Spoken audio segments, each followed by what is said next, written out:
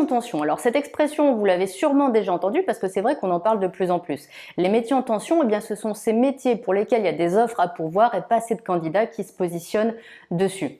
Alors, pourtant, si vous cherchez du travail, envisagez même de manière temporaire d'exercer un métier en tension, ça pourrait être vraiment très intéressant pour vous. Et ça, il y a encore trop peu de candidats qui le comprennent et donc qui se servent des métiers en tension pour avancer. Moi, je vois au moins 5 raisons de postuler et d'exercer un métier en tension. Première raison, eh bien, ça va être de se faire embaucher rapidement. Très clairement, si vous cherchez du travail, surtout si ça dure, vous avez peut-être principalement et en premier lieu besoin de décrocher un boulot pour faire rentrer un revenu, faire rentrer un salaire, payer votre facture, vos factures et être un petit peu plus tranquille.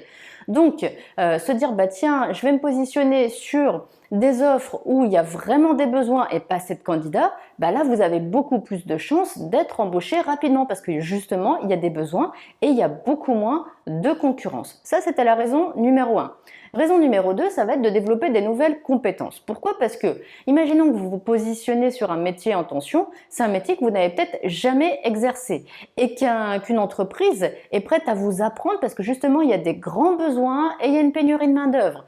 Donc, vous allez apprendre ce nouveau métier et vous allez forcément développer de nouvelles compétences. Et ces compétences, elles pourront vous servir par la suite pour autre chose, pour un autre métier. Donc, très intéressant pour vous.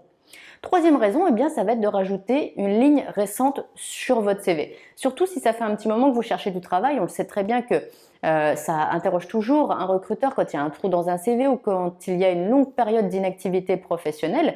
Donc là, de se dire, tiens, j'ai un moyen plus rapide, plus facile d'avoir une expérience récente sur mon CV, génial, franchement, faut y aller. Ça, c'était la raison numéro 3. Raison numéro 4, ça va être d'organiser sereinement votre projet professionnel. Pourquoi? Parce que comme je vous le disais, vous pouvez envisager un métier en tension, même de manière temporaire, de manière transitoire, juste pour aller vers finalement un autre métier qui vous intéresse davantage, mais casser finalement cette période de chômage, casser cette période d'inactivité, revenir sur le marché professionnel, développer des compétences, avoir une ligne récente sur le CV, comme je vous le disais.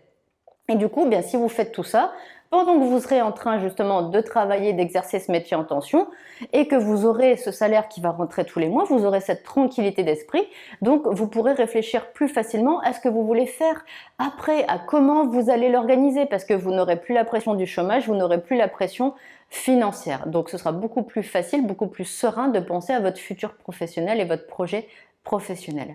Et raison numéro 5, ça va être finalement d'avoir accès à des conditions de travail intéressantes, voire très intéressantes, parce que comme je vous le disais, les métiers en tension, il y a une pénurie de main-d'œuvre. Donc les entreprises finalement développent de plus en plus et proposent de plus en plus des conditions de travail intéressantes, des conditions de travail attractives pour faire venir des salariés.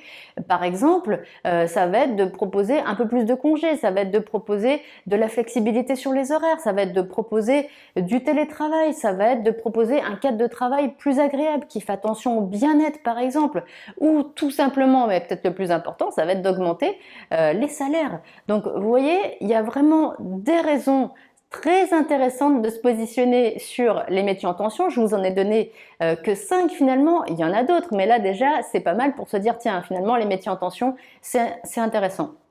Alors, les métiers en tension, peut-être que là vous vous dites mais ok super, mais c'est lesquels? Donc c'est lesquels, ça va dépendre de la date à laquelle vous vous posez la question et du lieu du territoire sur lequel vous êtes. Mais ce que je peux vous dire, c'est qu'au moment où je fais cette vidéo, en France, les métiers en tension, c'est quoi? Ce sont déjà les métiers des services à la personne, comme par exemple aide à domicile ou aide ménagère. Ce sont les métiers de l'animation. Ce sont les métiers de l'hôtellerie-restauration, comme serveur par exemple. Ce sont les métiers du bâtiment, comme maçon, plombier, chauffagiste.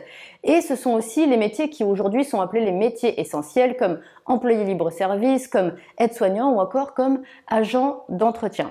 Alors, pour savoir quels sont les métiers en tension sur le territoire dans lequel vous êtes, tout simplement vous faites une recherche internet, vous écrivez métier en tension plus le lieu où vous êtes plus l'année. Par exemple, métier en tension Paris 2022 et là vous allez avoir une liste des métiers en tension de votre territoire et une liste des métiers en tension actualisés qui va ressortir. Donc vraiment, moi je vous conseille, allez sur les métiers en tension, il y a vraiment des avantages et des intérêts.